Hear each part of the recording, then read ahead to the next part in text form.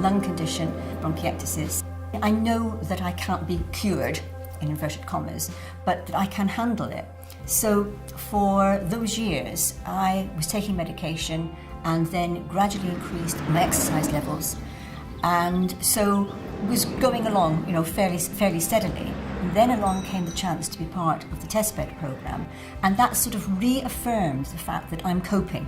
We're looking at exploring new models of care. So the Test Bed project is about using equipment to do that with patients.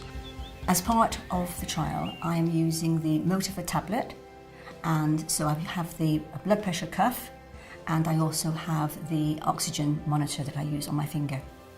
I like the independence.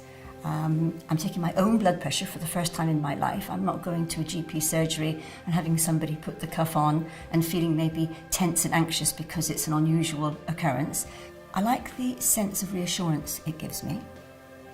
We're a rural community, patients often poor and don't have easy transport to the surgeries, and it's definitely cut down on the patients who would normally be required to come in to show what oxygen level or blood pressure or weight was. There was one patient in particular, she was contacting extensive care probably on average around 30 times per month, mainly due to her health anxieties.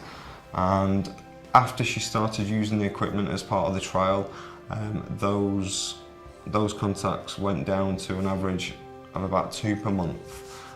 So the feedback from her was that it was really reassuring, and it gave her a lot of confidence that she was well and that her health was being monitored. Some of the patients don't realise how poorly they are. Patients whose blood pressures had crashed compared to the normal, or their oxygen levels were much lower, and yet when we called them they didn't actually feel unwell on those days, but by calling them in and checking on them, these are patients who have ended up in hospital very ill.